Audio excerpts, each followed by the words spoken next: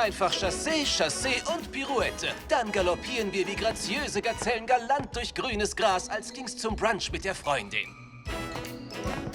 Cheetah, bitte. Ich sagte Gazelle und Gras. Bei dir sieht das aus wie ein Trampeltier, das durch den Sumpf stolpert. Gleich nochmal, von Anfang an. 5, 6, 7, 8. Ja! Spürt ihr, wie eure Füße tanzen? Steckt den Tanz in eure Socken. Er schmiegt sich zwischen eure Zehen. Laut der Detektiv AG sind alle gestohlenen Objekte kostbare Metalle oder Edelsteine aus den Heimatorten der Betroffenen. Direktorin Waller! Big Barda hat versucht, das Schulgelände zu verlassen.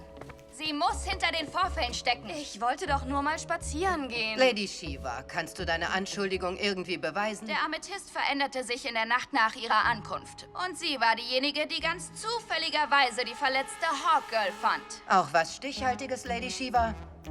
Noch nicht. Ich sehe nur nicht untätig zu, wie meine Schule und auch meine Freunde überfallen werden. Ein Held muss immer Vorkehrungen treffen. Barda, du darfst gehen.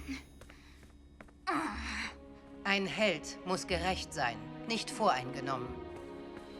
Und dann schleudert ihr eure Hände in die Luft, als ob eure Achselhöhlen brennen würden. Crazy Quilt?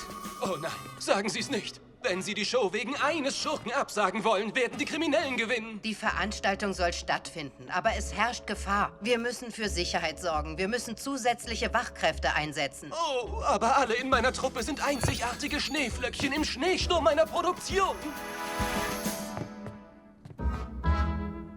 Ich stelle Cheetah frei. Hey! Mit dem Umhang, da fliegt